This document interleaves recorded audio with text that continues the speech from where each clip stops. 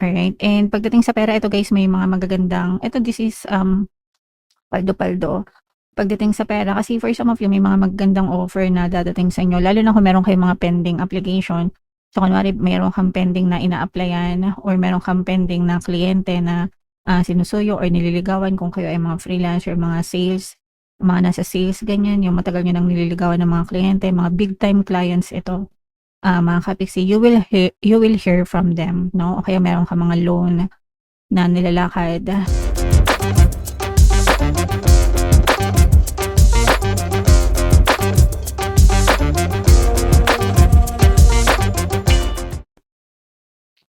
Hello guys, hello Leo, welcome back to Pinoy Pixie Tarot. Ang pamagat ng episode natin for tonight is full moon kapalaran guys, para ngayong August to September para sa Leo, Sun, Moon, Rising Sign, and Venus. Kaya ang ating full moon guys ngayong August ay sa August 28. Tapos yung next na full moon naman natin, mga kapiksi, ay sa September 26. So ang reading na to ay para sa period na yan. And ang pamagat ng ating full moon ay Sturgeon Moon, mga kapiksi. So ito yung ating moon message guys, napakaganda. Believe in the impossible.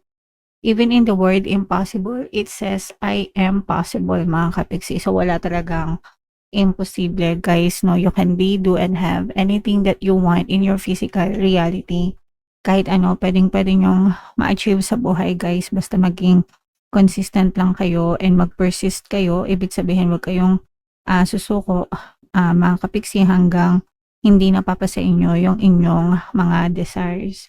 And one thing to note, mga kapiksi, importante na nakafocus yung attention nyo dun sa mga bagay na gusto nyo, because the more na nagpo-focus kayo doon, yung energy nyo doon din dumadaloy. And your energy flows where your attention goes. And kung ano yung fino-focus ng energy nyo, yun din yung nagmamanifest sa buhay nyo. Kaya importante na kung ano yung gusto nyo, dun kayo nakafocus. So kung gusto nyo ng kasaganaan, mag-focus kayo sa kasaganaan. Mag-affirm kayo guys, no? Money, money come to me. Masagana ako, blessed ako sa buhay, pinagpapala ako. Dapat ganun yung focus ng attention nyo para yun din yung ma-experience nyo sa inyong physical reality. Hindi naman instant na makikita nyo agad yung resulta sa inyong physical reality. It's a gradual process. But if you do it over and over again, guys, no, walang duda. Talagang mapapasa inyo yung mga bagay na gusto nyo, Leo, okay? So, attune to the moon, I'm lucky. Naku guys, no, araw-araw ko yung sinasabi sa buhay ko. And talaga namang ang dami-dami ko ng evidences, no, na talagang sinuswerte ako, mga kapiksi. So, palagi nyo lang din yan sabihin, I'm lucky, swerte ako. So, i-comment nyo na rin yan sa comment section. And yung affirmation guys, kasi na palagi ko sinasabi is, swerte ako, swerte ako, swerte ako, swerte ako sa lahat ng aspeto ng buhay ko. So, pag palagi nyo sinasabi yan guys, talagang suswertehin din kayo ng bonggang-bongga. Okay? Miss this chance and it might not come back anytime soon. Kapag pinalampas nyo yung chance, mga kapiksi, yung opportunity, maaaring hindi naman sa hindi na babalik guys, no? Pero maaaring matagal pa ulit bago kayo magkaroon ng opportunity. So habang meron pa guys, samantalahin nyo na, okay? What happened may only happen once. Baka isang beses lang yung mangyari guys. Kaya nga sabi ko, samantalahin nyo na, mga kapiksi. If you can believe it, you can achieve it. Kapag pinaniwalaan nyo, actually guys, kung ano naman talaga yung napupush out sa physical reality nyo, those are your belief system. Whether negative yung pinapaniwalaan nyo or positive yung pinaniniwalaan nyo, no? Those are your belief system. So, ang maganda dito guys is you can revise your beliefs or you can create your own beliefs, mga kapiksi, para sa pagkakaroon ng harmonious na pamumuhay sa earth, no?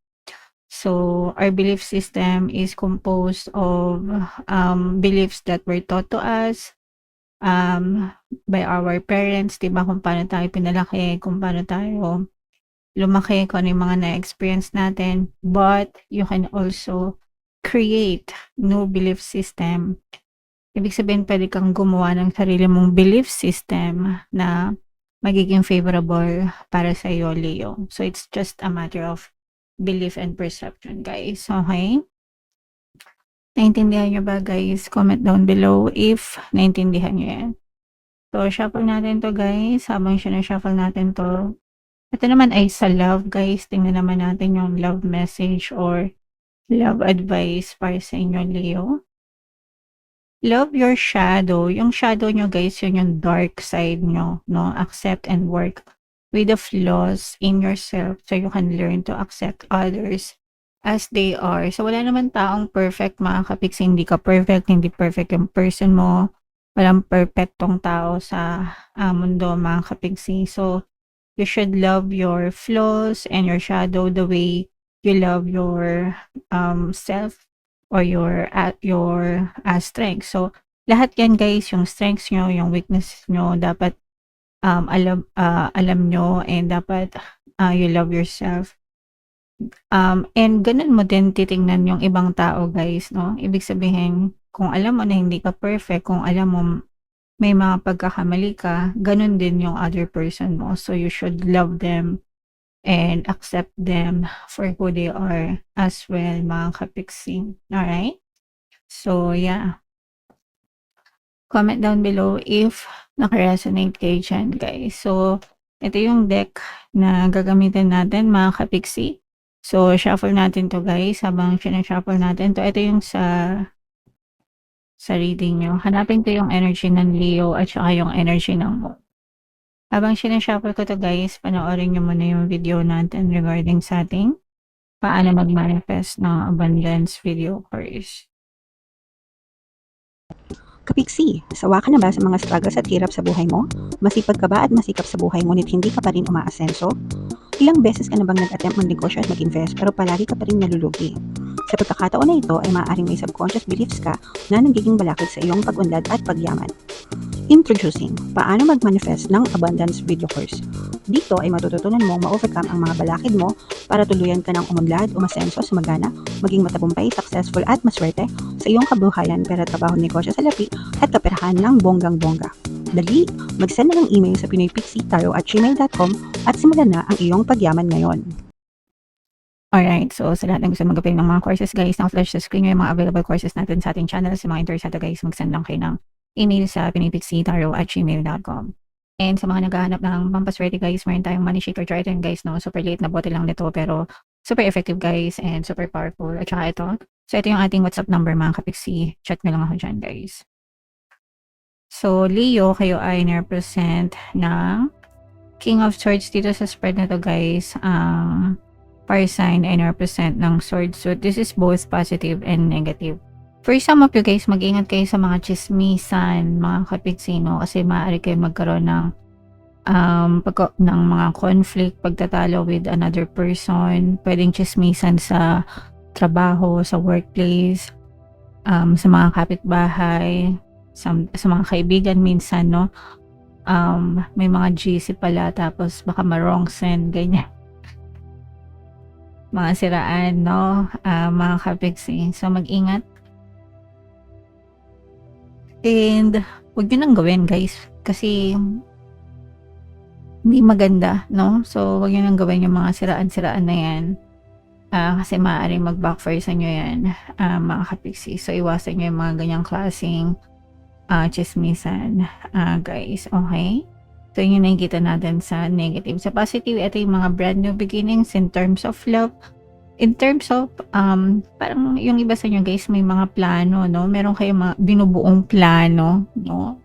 Something na gusto nyong gawin. So, for example, mahilig kang mag-paint, ganyan.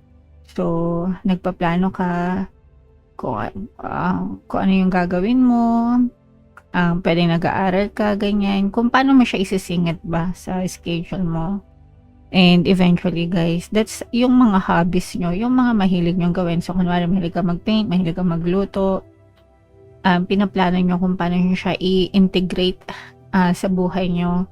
without compromising kung ano yung meron ka ngayon. Kasi yung iba sa inyo, pwedeng may mga trabaho kayo, busy kayo sa trabaho nyo, ganyan.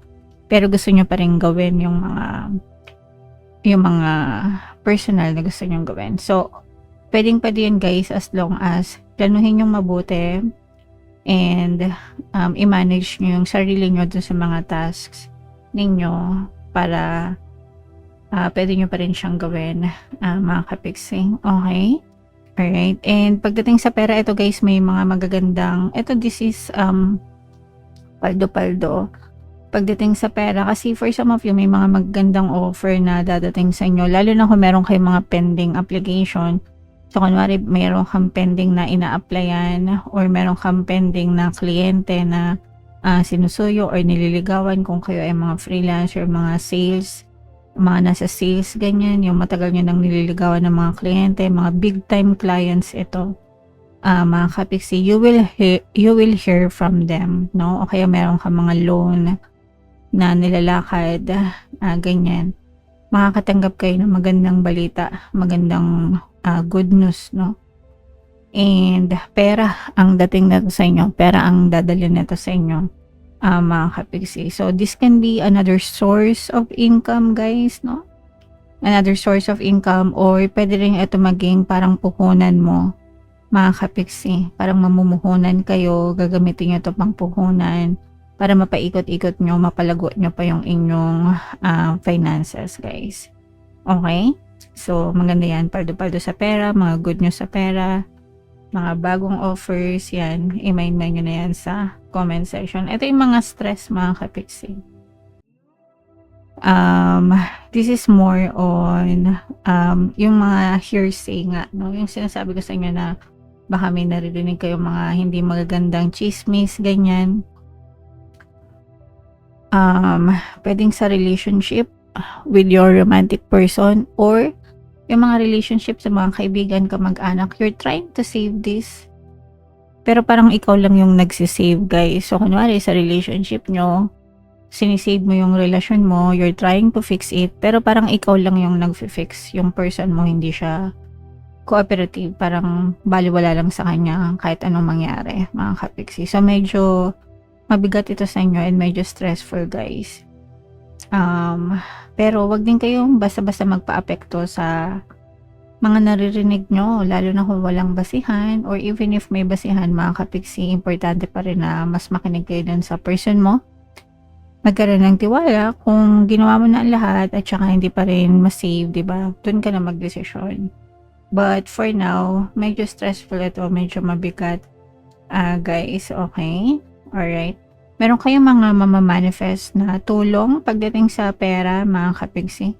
Parang meron tutulong sa inyo. So, pwedeng meron tumulong sa iyo na magbigay ng trabaho, magbigay ng source of income, meron magbigay sa iyo ng kaalaman kung paano kumita ng pera. Mga ganong klaseng tulong yung mamamanifest nyo pagdating sa money. But definitely, guys, this is manifestation. Pagdating sa money energy, guys, napakaganda ng money energy nyo kasi talagang nararamdaman natin yung pagpaldo, no? Or ragasa, parang rumaragasa. Na pagdating ng mga magagandang energy, magagandang balita na may kinalaman sa pera. So, ito yung mga update, mga tulong, ganyan. So, i-main nyo na itong mga magagandang money energy na to, mga kapiksi, okay? Mind, money energy, mind, manifestation ng pera, mind, tulong, ganyan. Sa inyong mga magagandang energy sa inyo, guys, comment down below if naka-resonate kayo dyan. And for more tarot readings, ito yung playlist nyo, guys. Ito naman yung ating success stories ng paano mag-manifest ng abundance video course. Panoorin nyo itong video natin, guys, about money shaker jars. Thank you for liking, sharing, and subscribing. See you next time, guys. I love you all. Have a nice day. Bye-bye.